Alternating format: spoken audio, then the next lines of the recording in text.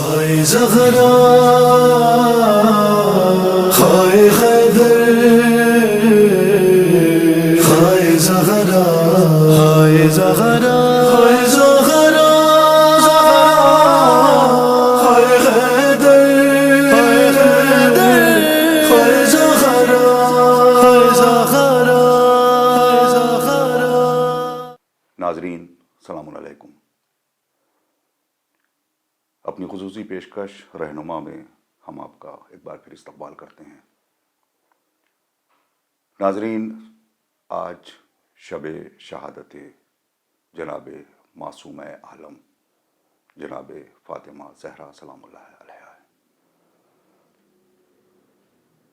مورخین نے یوں تو آپ کی شہادت، یعنی وہ شہادت جو اسی دن ہو چکی تھی جس دن جناب رسالت مآب صلی اللہ علیہ وآلہ وسلم اس دنیا سے رحلت فرما گئے تھے، اور جن اذیتوں کا آپ نے سامنا کیا اور اس کے 2-3 دن کے اندر جو واقعات اسلام کی تاریخ میں ایک سیاہ دھبے کی طریقے سے ابھرے جو قیامت تک باقی رہیں گے، اسی دن آپ صرف سانس لے رہی تھیں مگر آپ کی حیات ختم ہو چکی تھی. اس کے باوجود بھی آپ کی جو 3 تاریخیں بیان کی گئی ہیں الگ الگ، اس میں سب سے طویل حیات کی مدت جو بیان کی گئی ہے وہ یہی کہ زیادہ سے زیادہ آپ 90 دن تک زندہ رہیں. ظاہر ہے یہ موقع خود اسلام کے منہ پر ایک گہرا تماچا ہے کہ وہ کیا تھا کہ 18 برس کی عمر میں بطول شہزادی عذرا، رسول کی میوہ دل، اسلام کی حیات، جس کے بال بھی سفید ہو گئے اور عصا لے کے چلنے لگی. تاریخ نے بہت چاہا اس کی پردہ پوشی کرے مگر وہ کامیاب نہ ہو سکی، اور ہمارے ائمہ نے، یعنی آپ کے بچوں نے بھی اور ہم نے بھی یہ ٹھان لیا، ہم نے بھی یہ ذمہ داری اپنے سر پر اوڑھ لی کہ جب تک ہم ان سیاہ چہروں پر سے نقاب نہیں اٹھا لیں گے اس وقت تک چین کی سانس نہیں لیں گے. ناظرین، اس سخت ترین شب میں سب سے پہلے تو ہم وارث عزا امام زمانہ علیہ السلام کی خدمت میں پرسہ پیش کرتے ہیں، آپ تمام مومنین کی خدمت میں پرسہ پیش کرتے ہیں، اور آج کے اس پروگرام کے لیے خصوصی طور پر ہم شکر گزار ہیں جناب مولانا وسیع حسن خان صاحب کے کہ آپ نے اپنے قیمتی وقت میں سے چند لمحات ہم کو دیے، بلکہ یوں کہا جائے کہ شہزادی کی خدمت میں چند لمحات گزارنے کے لیے آپ تشریف لائے. ناظرین، اپنی بات کو بہت ہی مختصر کرتے ہوئے تاکہ مولانا صاحب سے زیادہ زیادہ گفتگو کی جا سکے، وہ شہزادی کی جس کی عمر کل 18 برس تھی مگر سینکڑوں اور ہزاروں صدیوں پر محیط ایک نشان جو چھوڑ کے گئی، جس کی حیات اگر اسوہ بنا لیا جائے تو اسلام کو سمجھنے میں دیر نہیں لگے گی، مقصد اسلام کو سمجھنے میں دیر نہیں لگے گی. اسی میں سے صرف چند گوشے، جس میں سے ہر گوشہ ایک پوری کتاب لکھنے کے لیے کافی ہے، مگر اختصار کے ساتھ ہم مولانا صاحب سے انہی موضوعات پہ گفتگو کریں گے. بس میں جناب نصیر اعظمی صاحب کے 4 مصروں سے مولانا صاحب کا استقبال کرتا ہوں کہ وہ انبیاء ہوں، ائمہ ہوں یا ملائک ہوں، ہے ایسا کون جو زہرا سے فیض یاب نہیں.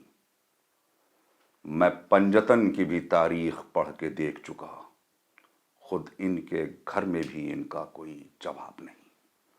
جناب السلام علیکم. وعلیکم السلام ورحمۃ اللہ وبرکاتہ. رب العالمین نے رحمت للعالمین کی آغوش میں ایک بیٹی عطا کی جس پہ فخر کیا، اور ظاہر ہے کہ وہ شخصیت جو پوری کائنات کے لیے ایک اسوہ بنا کے بھیجی گئی تھی، اس نے فخر کیا اس بیٹی پہ اور اس کو جزو کار رسالت قرار دیا. میں یہ چاہتا ہوں کہ ہم اپنے عقائد سے الگ ہٹ کے پوری عالم انسانیت کو ذہن میں رکھتے ہوئے ہم گفتگو کریں گے. شہزادی نے صرف خواتین کے لیے نہیں بلکہ تمام کائنات کے لیے کون سے ایسے اہم کام کیے جس سے آپ کی شخصیت ضروری تھی؟ اعوذ باللہ من الشیطان الرجیم. بسم اللہ الرحمن الرحیم. الحمد للہ وصلی اللہ علی رسول اللہ وآلہ الطاہرین۔ اللہم لعن اول ظالم ظلم حق محمد وآل محمد وآخر تابع له علی ذلک۔ میں سب سے پہلے حضرت حجت عجل اللہ تعالی فرجہ الشریف، آپ کہ جو خود شہزادی کی نسل پاک میں ہیں، اور تمام مومنین کی خدمت میں تعزیت اور تسلیت پیش کرتا ہوں۔ جیسا کہ آپ نے فرمایا، اس میں کوئی شک نہیں ہے کہ شہزادی شریک کار رسالت رہی ہے، اور اس میں سیدھی سی سامنے کی چیز یہ ہے، شریک کار رسالت کے طور پر اگر دیکھا جائے کہ پیغمبر پر جو قرآن اترا، جی وہ تھیوری کہہ سکتے ہیں اس کو آپ، بے شک، احکام کے طور پر، لیکن اس کے لیے عملی نمونہ تو چاہیے، کیا اور جب عملی نمونے کی بات آئے گی جی تو رسول اللہ بے شک انہوں نے خود فرمایا صلو کما رأیتمونی اصلی، جیسے میں نماز پڑھتا ہوں ویسے تم لوگ بھی نماز پڑھو۔ نماز پڑھ کے بتلایا، روزہ رکھ کے بتلایا، ایک بار صحیح حج کر کے بتایا۔ تو عقلی بات یہ ہے کہ پریکٹیکل کا ہونا ضروری ہے، جی لیکن جب پریکٹیکل میں آئیں گے آپ تو رسول اللہ مردوں کے لیے تو نمونہ عمل بن سکتے ہیں، لیکن عورتوں کے لیے تو ایک نمونہ چاہیے نا۔ بے شک بے شک، قرآن تو چلیے کامن باتیں کر سکتا ہے، لیکن جب عمل کی بات آئے گی تو مردوں کو کوئی مرد کر کے بتائے، عورتوں کو کوئی عورت کر کے بتائے۔ تو اب پیغمبر مردوں کا نمونہ ہے، ضرورت تھی کہ ان کے ساتھ ایک ایسی شخصیت ہو کہ جو اسی معیار پر، جی جس طرح سے وہ مردوں کا نمونہ ہے، اسی طریقے سے کوئی خاتون بھی ہو جو عورتوں کے لیے نمونہ بن سکے۔ بے شک، اور اللہ تبارک و تعالی نے پیغمبر سے بھی یہ بات کہی تھی، وَلَسَوْفَ يُعْطِيكَ رَبُّكَ فَتَرْضَى، ہم عنقریب آپ کو وہ چیز عطا کریں گے کہ آپ راضی ہو جائیں۔ میں سمجھتا ہوں کہ شاید وہی ہے کہ یہ اس کمی کا احساس پیغمبر کو رہا ہوگا یقیناً کہ میں مردوں کو تو سمجھا سکتا ہوں، جی جی لیکن عورتوں کو کیسے؟ فرض کیجئے پیغمبر پردے کا حکم بتا سکتے ہیں نا، جی جی، پردہ کر کے تو نہیں دکھلا سکتے، اور اگر صرف حکم تک رہ جائے تو عورتیں یہ کہہ سکتی ہیں کل کو کہ صاحب ان کو کیا پتا، یہ تو مرد ہیں۔ پردے میں کتنی اذیت ہوتی ہے اور عورت کتنا قید ہو جاتی ہے، تو اس کے لیے ضرورت ہے۔ اسی لیے شاید حضرت نے بھی فرمایا فاطمہ تو بضعۃ منی، فاطمہ میرا جز ہے۔ تو جز کا مطلب یہ نہیں کہ جز محمد ہے، وما محمد الا رسول، یعنی جزو رسالت ہے، تو اس سے تو انکار نہیں ہو سکتا۔ ایک چیز، دوسری چیز جو شہزادی کی عظمت کے سلسلے میں آپ نے فرمایا، دیکھیے ادھر قرآن نے کیا کہا، وَلَسَوْفَ يُعْطِيكَ رَبُّكَ فَتَرْضَى، ہم آپ کو وہ عطا کریں گے کہ آپ راضی ہو جائیں، خوش ہو جائیں۔ دنیا چاہتی ہے کہ اللہ راضی ہو جائے، کیا کہنا ہے، سبحان اللہ۔ ساری کائنات کا اس بات پر زور ہے کہ ہم کیا کریں کہ ہمارا خدا ہم سے راضی ہو جائے، سبحان اللہ۔ اور اہل بیت نے بھی یہ چیز ہم کو سکھائی ہے کہ خدا کی رحمت سے مایوس نہ ہو، اپنے کو سدھارو۔ دعا مبارکہ کمیل مولا نے فرمایا یا سریع الرضا، اے وہ خدا جو اپنے بندوں سے بہت جلدی راضی ہو جاتا، تو ساری دنیا اس کو راضی کرنا چاہتی ہے، لیکن وہ اپنے حبیب کو راضی کرنا چاہتا ہے۔ سبحان اللہ، سبحان اب اس نے حبیب کو راضی کیا۔ دیکھیے تفسیروں میں بھی جب آپ جائیے گا نا تو تفسیروں کی بہت سی قسمیں ہیں۔ جی کہیں تفسیر جو ہے وہ حدیث کے ذریعے ہے، لغت کے ذریعے ہے، فلسفیانہ طریقہ ہے، کہیں یہ ہے کہ آیت آیت کی تفسیر کرتی ہے۔ کیا کہنا ہے، تو اس انداز سے بھی اگر ہم دیکھیں، یہاں قرآن نے کہا ہے کہ یعطیک، ہم آپ کو عطا کریں گے، یہ لفظ کہاں استعمال کیا قرآن نے؟ سبحان اللہ، سبحان کہ اب جب وہاں جائیں گے تو سب کو یاد ہے اِنَّا أَعْطَيْنَاكَ الْكَوْثَرَ، ہم نے آپ کو کوثر عطا کیا۔ اب اس کوثر میں آپ آئیے، دیکھیے شیعہ علماء میں تو کسی قسم کا کوئی اختلاف تفاسیر میں ہے ہی نہیں بالکل کہ کوثر سے مراد اولاد ہے، لیکن جب ہم برادران اہل سنت کی تفاسیر میں جائیں گے تو ان کے یہاں اقوال مختلف ہیں۔ جی اس میں کوئی شک نہیں ہے. خود آپ جناب امام فخر الدین رازی کو لے لیجئے تو انہوں نے تفسیر الکبیر میں، ظاہر سی بات ہے کہ وہ آخری جلد میں ہی یہ ہے جو میرے پاس جو چاپ ہے اس کی تو 16 مجلدات میں 32 جلدیں ہیں. اس میں 32ویں جلد کا 124ویں پیج سے انہوں نے اقوال شروع کیے ہیں. کئی قول کہ کوثر سے مراد نہر، کوثر سے مراد حوض، کوثر سے مراد علماء، یہاں تک لکھا انہوں نے اور سب کی دلیلیں دی ہیں. وقت آپ کا مختصر ہے تو ہم دوسرے سوال پر جائیں گے، جلدی اس کو ختم کر دیں.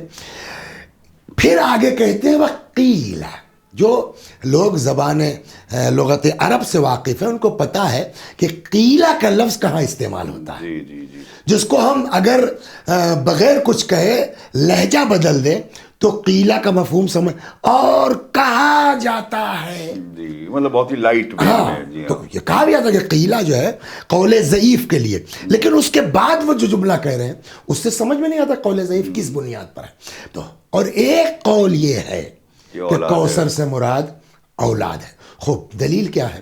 انہوں نے جب نہر کہا تھا، حوض کہا تھا تو حدیث پیش کی تھی، وہ وقت یعنی کہ نقل کروں، یا جب انہوں نے علماء کہا تو علماء امتی کا انبیاء بنی اسرائیل والی حدیث پیش کی. تو اگر آپ یہاں کہہ رہے ہیں کہ قیل اولادو، ایک قول یہ ہے کہ کوثر سے مراد اولاد ہے، تو سوال دلیل کیا ہے آپ کے پاس؟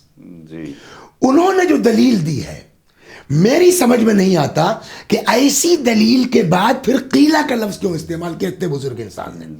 کہتے ہیں کہ انما نزلت هذه الآیہ ردن علی من عابہ علیہ السلام بعدم الاولاد، کہ یہ سورہ نازل ہوا ہے اس عاص ابن وائل کے جواب میں جس نے پیغمبر کو اولاد نہ ہونے کا طعنہ دیا تھا، ابتر کا بعدم الاولاد. تو جب آپ خود کہہ رہے ہیں کہ عدم اولاد کے طعنے کے جواب میں کوثر آیا ہے تو قیلہ کیوں؟ اور اس کے بعد بڑے لطیف انداز میں وہ کہتے ہیں کہ اور شاید یہی وجہ ہے کہ انظر، ذرا دیکھو تو کہ کم قتل من اہل بیت، کتنا اہل بیت کو قتل کیا گیا. البتہ اہل بیت سے مراد وہ نہیں جو ہمارا عقیدہ ہے کہ ائمہ معصومین، اہل بیت سے مراد یعنی اولاد، جنرل سادات مراد ان کے قول کے مطابق. کم قتل من اہل بیت، کتنا قتل کیا گیا اولاد رسول کو. ثم العالم ممتلئ منہم، اس کے باوجود کائنات اولاد پیغمبر سے چھلک رہی ہے. ولم يبقى، اس کے بعد کا جملہ بڑا غضب کا ہے، ولم يبقى من بنی امیہ احد یعبأ به، اور آج بنی امیہ میں ایک شخص ایسا نہیں ہے کہ جس کی طرف آپ اشارہ کر کے کہہ سکیں کہ یہ اولاد بنی امیہ میں ہے. تو کہنے کا مطلب کہ آپ اتنی محکم دلیلیں دے رہے ہیں اور اس کے بعد کہہ رہے ہیں قیلہ. چلیے، یعنی شیعہ تو سب کہتے ہیں اور امام فخر الدین رازی جیسے انسان نے بھی اس بات کو قبول کیا ہے کہ ایک قول یہ ہے کہ کوثر سے مراد اولاد ہے. ٹھیک، اعطیناک الکوثر یعنی ہم آپ کو کثرت نسل عطا کریں گے. ادھر کیا اچھا، اور کثرت نسل عطا کریں گے، نسل کس سے چلی ہے؟ بیٹوں سے کوئی نسل چلی نہیں ہے. بیٹی ہمارے عقیدے کے مطابق ایک ہے، 4 بھی جو لوگ کہتے ہیں تو بقیہ سے کوئی نسل، تو نسل چلیے صرف اور صرف فاطمہ زہرا سے. تو اس کا مطلب یہ ہے کہ کوثر سے مراد کون ہوا؟ کیا کہنا، صرف اور صرف صدیقہ طاہرہ. سنی شیعہ دونوں قول کے مطابق. اب دونوں آیت کو ملائیے، انا اعطیناک الکوثر، ہم آپ کو کثرت نسل عطا کرنے والے ہیں، عطا کی ہے، اور اس سے مراد کون ہے؟ فاطمہ زہرا. ادھر قرآن نے کیا کہا تھا پہلے سے؟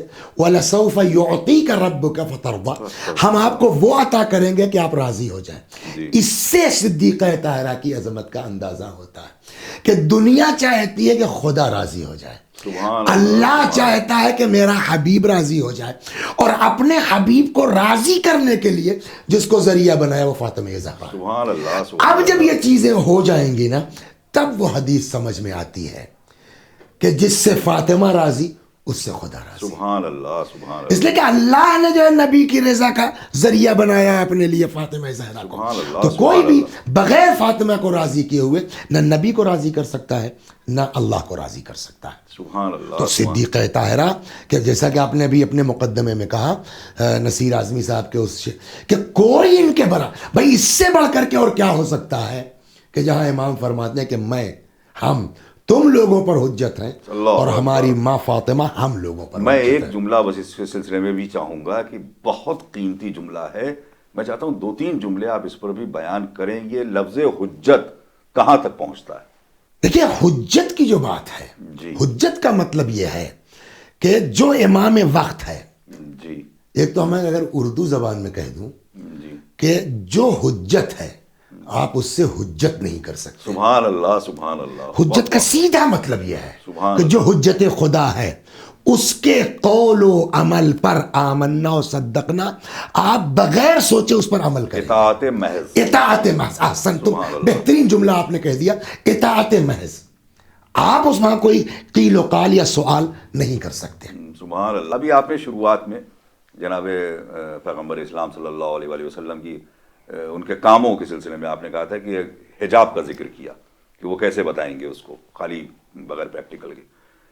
حجاب ایک بہت بڑا مسئلہ بہت اہم ترین ٹاپک ہے آج کی ڈیٹ میں. کہ صاحب دوسری قومیں کہتی ہیں کہ مسلمانوں کو مقید کر دیا, خواتین کے حقوق کے ساتھ پامالی ہو رہی ہے. دوسری طرف ہمارے یہاں بھی جو تھوڑا سا غلاب سے باہر نکل جاتے ہیں تو ہمارے یہاں بھی تصور پایا جاتا ہے. نہیں حضور معاف کیجیے گا, تھوڑا سا نہیں نکلتے ہیں. آج کل تو آپ بھی جاتے رہتے ہیں شادیوں وادیوں میں, بالکل جو ہے وہ حجاب نام کی کوئی چیز رہ نہیں گئی ہے. بے شک بے شک. اور اس سلسلے میں ایک چیز نقل کر دوں. اچھا حضرت صدیقہ طاہرہ سلام اللہ علیہ کی جہاں ولادت کا ذکر ہوتا ہے بہار الانوار کی 43ویں جلد اس کا دوسرا صفحہ کہیے پہلی حدیث, اس میں مفضل ابن عمر نے ایک دن امام صادق علیہ الصلوۃ والسلام سے سوال کیا کہ کیف کان ولادت فاطمہ, تو پوری تفصیل امام نے بیان فرمائی, وہاں نہیں جانا ہے مجھ کو. لیکن آخر میں امام فرماتے ہیں کہ جب وجود مبارک اس کائنات میں آ گیا جی تو 10 عدد حوریں نازل ہوئیں. ان کے ساتھ جو ہے وہ معہن طست من الجنہ وابریق من الجنہ وفی الابریق ماء من الکوثر. ان کے پاس لگن تشت لوٹا جنت کا, جنت کے لوٹے میں کوثر کا پانی. 4 خاتون آئی تھیں ولادت کے وقت, جناب مریم, جناب حاجرہ, جناب کلثوم, جناب موسیٰ کی بہن کلثوم اور جناب آسیہ. تو جو سامنے بیٹھی تھی انہوں نے لے لیا آغوش میں, آب کوثر سے غسل دیا گیا. اس کے بعد کا جو جملہ میں وہ سنانا چاہتا ہوں آپ کے حجاب پر.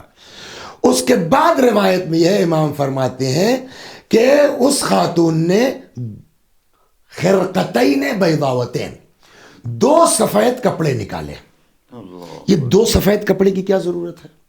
خود امام فرماتے ہیں کہ فلفتھا بواحد, ایک کپڑا تو اس جسم پر لپیٹ دیا گیا, پھر دوسرے کی کیا ضرورت ہے؟ یہ اگر واقعا ہمارے گھروں میں میسج جائے کہ جو اپنے آپ کو کنیز فاطمہ کہتی ہیں وَقَنَّعَتَهَا بِالثَّانِيَةِ, اور دوسری کا مقنع بنا دیا. اللہ یعنی جو بی ابھی پیدا ہوئی ہے اور ابھی جنت سے ان کے لیے ایک لباس نہیں 2 آیا ہے, ایک جسم کے لیے اور ایک مقنع کے طور کے اوپر. اگر ہم واقعا کنیز فاطمہ اپنے آپ کو ہماری مائیں بہنیں کہتی ہیں اور یہ نہیں ہے تو پھر کچھ بھی نہیں ہے. ایک دن رسول اللہ صلی اللہ علیہ وآلہ وسلم نے, دیکھیے فطرت کیا ہے کہ ممبر پر جو آئے گا وہ بیان ہی تو کرے گا, لیکن اگر بجائے بیان کرنے کے الٹا پبلک سے سوال ہو جائے تو شاید روز کی تقریر کم مشہور ہوگی وہ زیادہ ہوگی.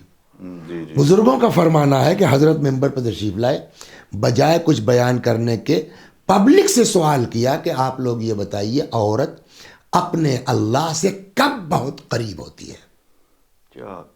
اور کسی نے کوئی جواب نہیں دیا. حتیٰ امیر المومنین سلام اللہ علیہ اس بز میں موجود تھے اور حضرت نے بھی اس کا کوئی جواب نہیں دیا. آپ کے ذہن مبارک میں یہ بات محفوظ ہوگی کہ صاحب ممبر آپ بھی ہیں ماشاءاللہ، کہ اس زمانے کا رواج یہ تھا، خود جناب فاطمہ کیا بھی یہ تھا کہ جو لوگ بس میں پیغمبر میں ہوتے تھے، بیانات سنتے تھے، وہ آ کے اپنے گھر میں بیان کرتے تھے. یہ ایک عام جنرل مزاج تھا.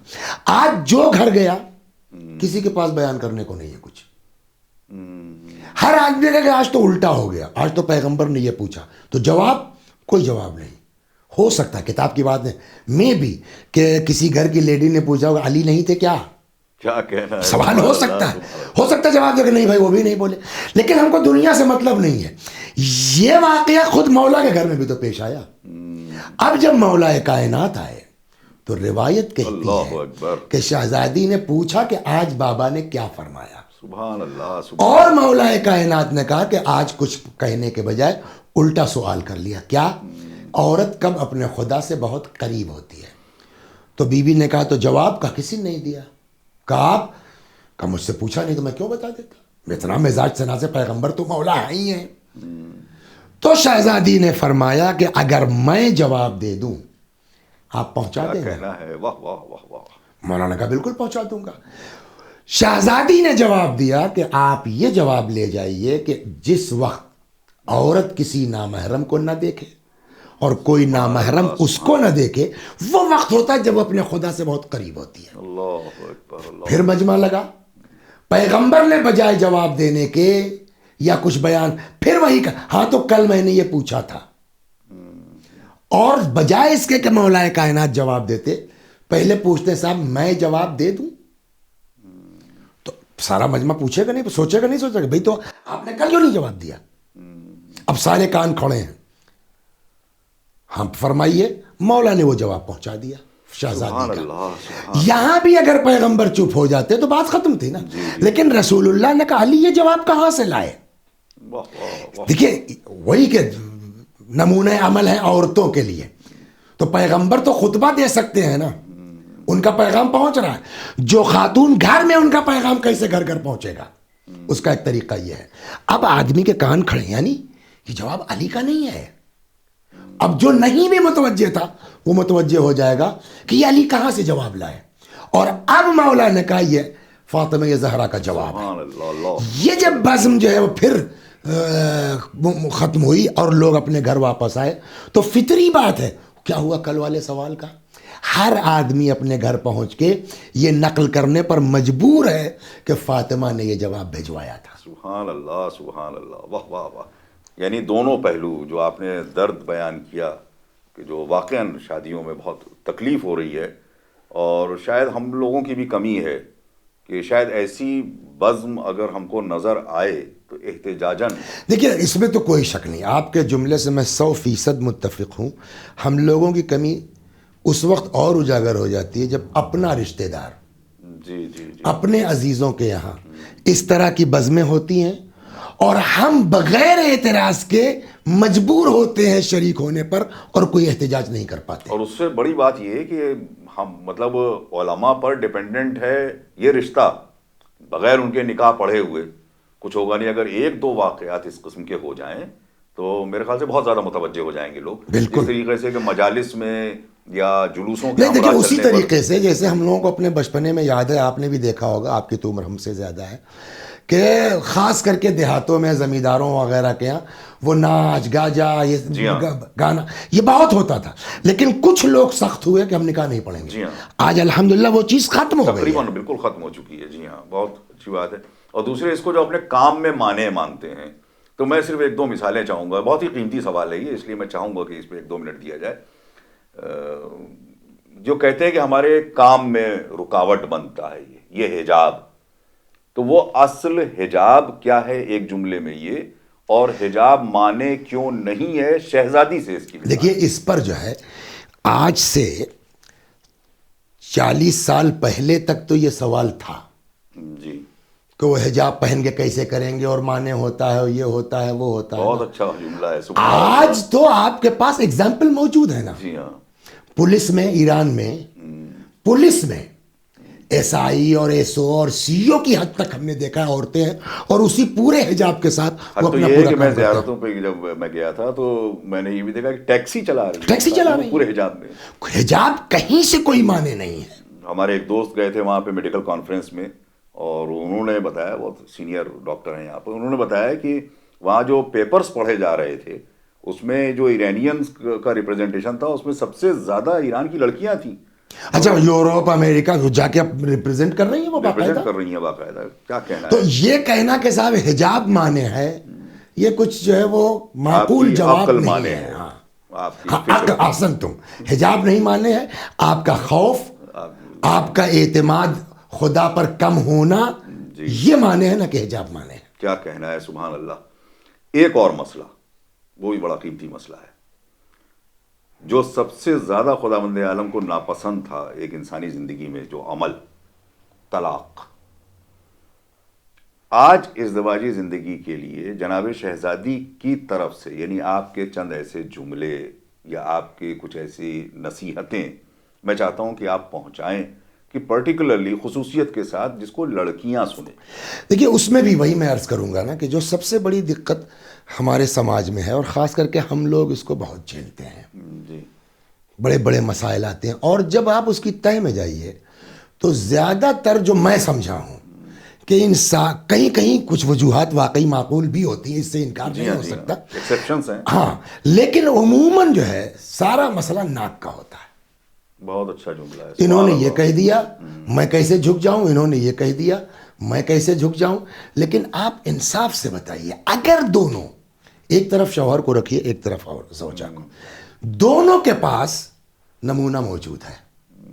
مردوں کے پاس علی کا نمونہ موجود سبحان ہے، اللہ سبحان اللہ. عورتوں کے پاس حضرت صدیقہ طاہرہ سلام اللہ علیہ کا نمونہ موجود ہے.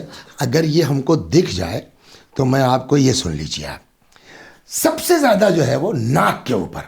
ایک روایت یہاں پر ہے، مولا امیر المؤمنین سلام اللہ علیہ خود فرماتے ہیں کہ میں فاطمہ زہرا کے پاس تھا اور میں دال چننے میں عدس کیا کہنا ہے. چننے میں مشغول تھا کہ حضرت آ گئے، رسول اللہ آ گئے. فرمایا یا ابا الحسن، قلت لبیک یا رسول اللہ. جی اللہ اکبر. فرماتے اسمع منی وما اقول الا من امر ربی. علی سنو جو میں کہہ رہا ہوں، اور میں کچھ اپنے پاس سے نہیں کہتا سوائے امر پروردگار کے. اس کے بعد فرماتے ما من رجل یعین امرأته فی بیتها، جو شخص بھی گھر میں اپنی بیوی کے کاموں میں ہاتھ بٹائے. سبحان اللہ. اور کام آپ کو دکھ گیا، مولا کیا کر رہے تھے؟ دال چن رہے ہیں. دال چن رہے تھے. یعنی باورچی خانے کے کاموں میں آپ ہاتھ بٹائیے نا، آپ چھوٹے نہیں ہو جائیں گے. الا کان لہو، اب ثواب سنیے، الا کان لہو بکل شعرۃ علی بدن عبادت سنہ. جسم پر جتنے بال ہیں ہر بال کے عوض 1 سال کی عبادت اس شوہر کے نام عمل میں لکھی جائے گی جو گھر کے کاموں میں بیوی کا مددگار ہو. اور وہ بھی کیسا سال؟ دیکھیے سال بھی الگ الگ ہے.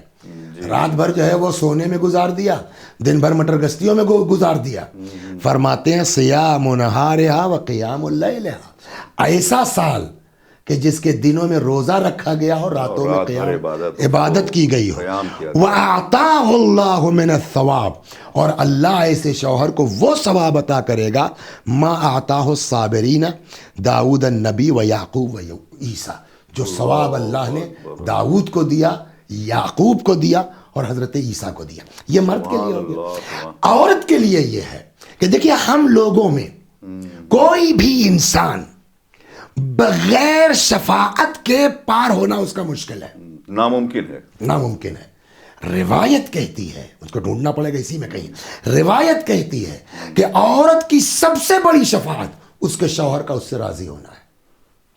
سب سے بڑی شفاعت اس کی یہی ہے.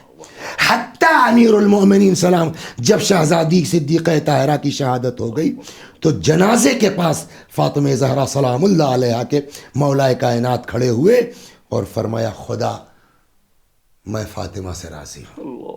ایک چیز. دوسری چیز اب دنیا کی کوئی عورت نہیں کر سکتی جناب، جس حد تک میں نے کہا نا کہ امام کہہ رہے ہیں کہ میرے لیے حجت ہے. معمولی شخصیت نہیں فاطمہ زہرا کی.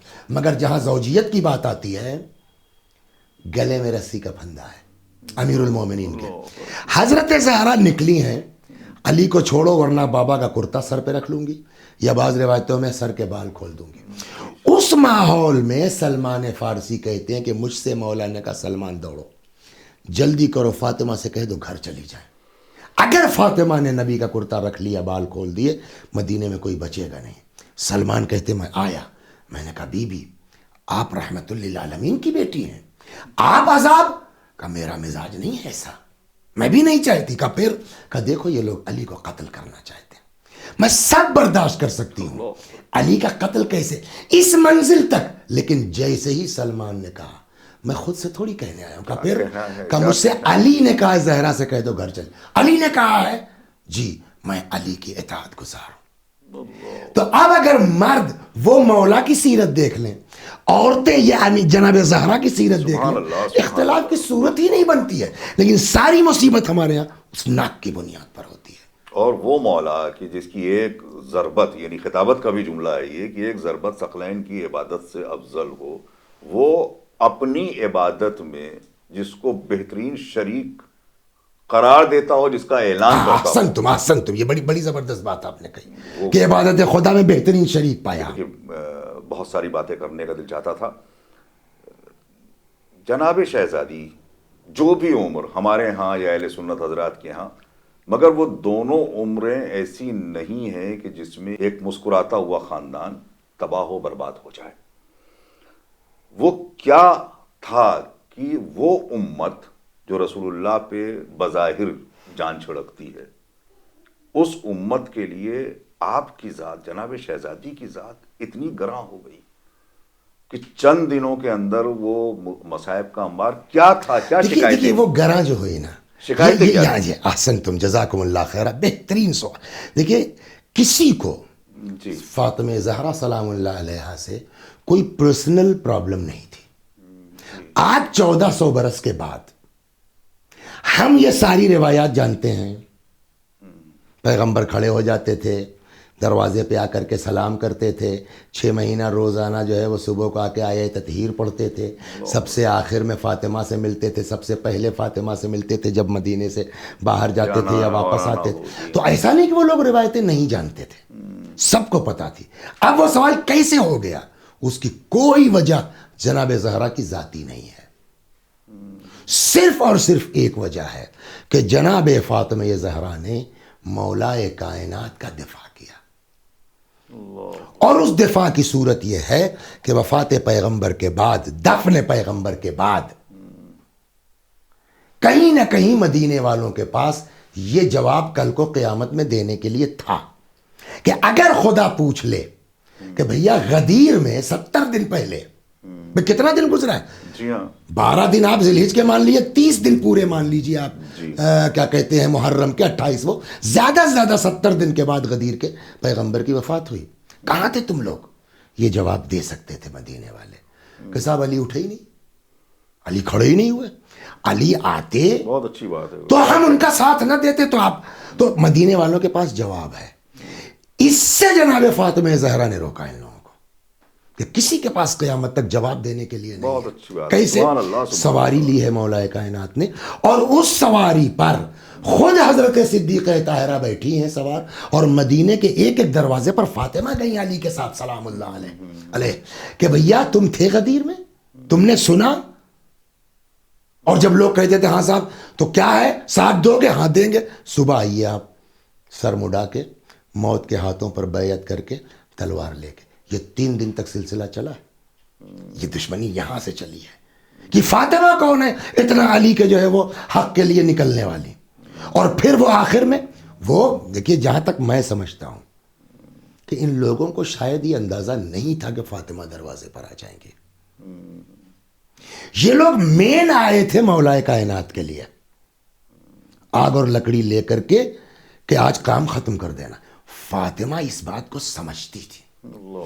کل کو دیکھیے اعتراض کر سکتا ہے آدمی کے ساتھ مولا کائنات گھر میں بیٹھے رہے فاطمہ کیوں آئی مولا کائنات نہیں بیٹھے رہے گھر میں, فاطمہ نے علی کو روک دیا کہ آپ نہیں جائیں گے. کہنا ہے سبحان اور اللہ. وجہ یہی ہے کہ کل کو اگر یہ سب علی کے ساتھ ہوتا, حتیٰ کہ امیر المومنین قتل بھی ہو جاتے, تب بھی کچھ نہ ہوتا کہ صاحب جو ہے وہ علی کا تو حق تھا, کون انکار کر رہا ہے. لیکن علی اٹھے نہیں, ہم نے ایک آدمی کو بنا لیا, ان کے پاس گئے کہ صاحب آپ مان لیجئے, آپ کا حق تو تھا مگر آپ آئے نہیں, ان کو کر لیا. اب وہ صاحب وہ نہیں تیار ہوئے, ہم نے جو ہے وہ شیراز دین منتشر نہ ہونے پائے, علی کو مار دیا. علی قتل بھی ہو جاتے اور خدمت دین بن جاتا. بہترین دلیل ہے. فاطمہ اس بات کو سمجھ رہی تھی, آپ نہیں جائیں گے میں جا رہی ہوں. اور وہ جو اچانک چینج آیا, یہ اپنی اسٹریٹجی چینج کر نہیں پائے.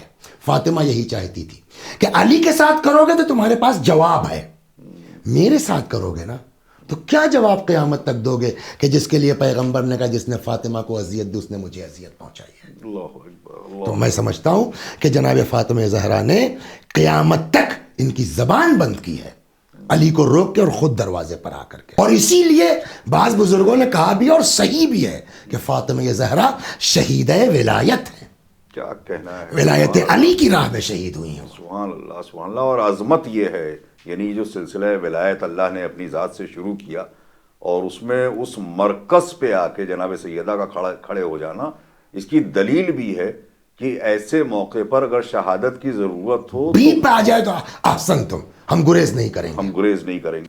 ٹرن آف ایونٹس جسے آپ کہتے ہیں کہ کیونکہ بہت جلد جناب رسالت مآب صلی اللہ علیہ وآلہ وسلم کے تشریف لے جانے کے, وصال پانے کے بعد ہی اتنی جلدی واقعات ہوتے چلے گئے. اس کو میں چاہتا ہوں کہ ہلکا سا بتا دیں تاکہ ہم. اور دیکھیے اس میں بھی جو ہے, اگر آپ غور کریں نا, اس میں بھی شہزادی کی حکمت عملی بہت زبردست ہے.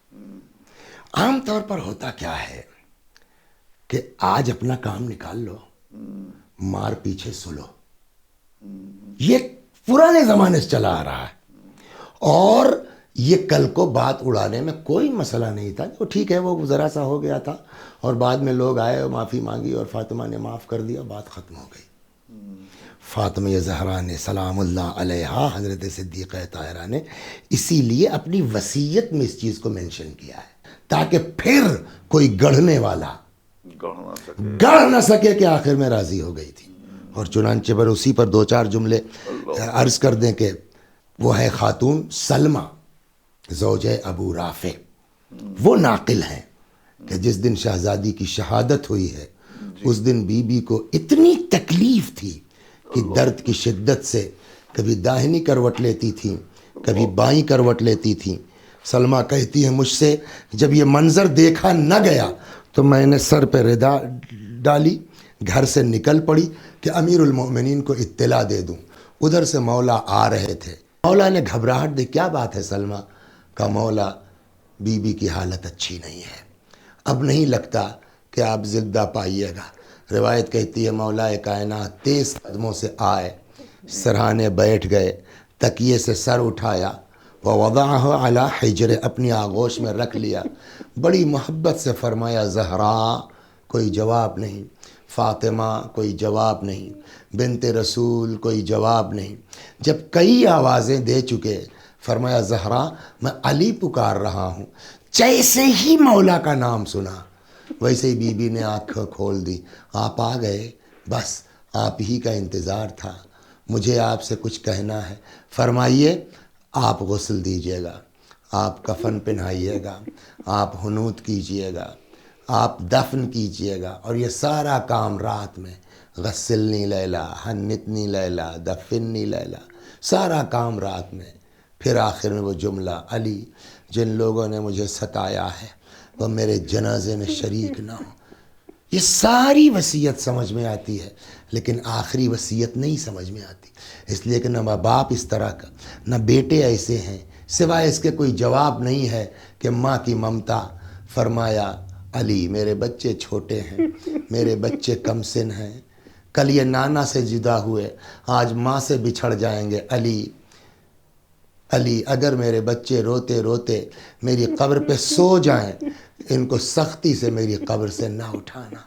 اللہ اکبر. مولا کائنات چلے گئے. ادھر بی بی کی شہادت. ایک چیز کی طرف میں متوجہ کر دوں جس کا کتاب سے کوئی ربط نہیں, عقلاً سوچیے.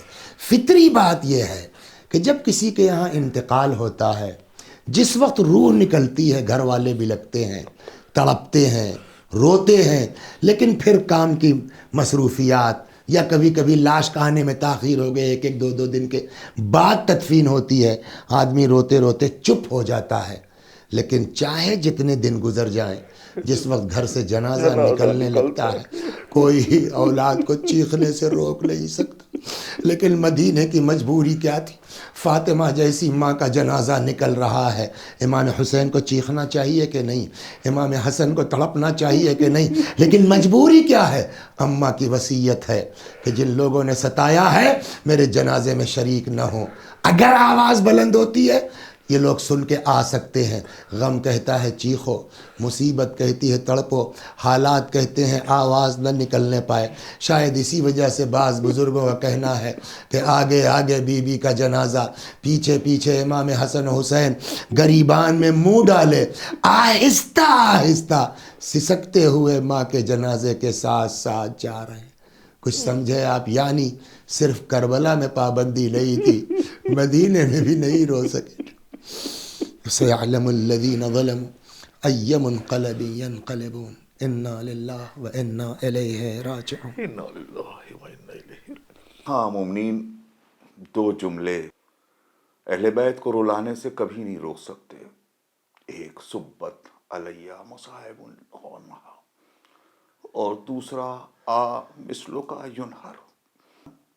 ہم منتظر ہیں اس کے کہ جو ان دونوں مصائب کی انتہا پر جا کر جو جملے بولے گئے ہیں اس کا انتقام لینے کے لیے، ہمارے دلوں کو تسلی دینے کے لیے وہ آنے والا آئے جو خدا کے حکم کا بھی منتظر ہے اور ہمارے کردار کے سنورنے کا بھی منتظر ہے۔ ناظرین، آج ہم آپ کے سامنے اس مجلس سے یہیں جدا ہوتے ہیں۔ انشاءاللہ کل پھر آپ کی خدمت میں حاضر ہوں گے شہزادی کونین کی حیات کے اور کچھ کوشوں کو لے کے۔ خدا حافظ و ناصر، والسلام علیکم ورحمۃ اللہ وبرکاتہ۔ ہائے زہرا، ہائے حیدر، ہائے زہرا، ہائے زہرا۔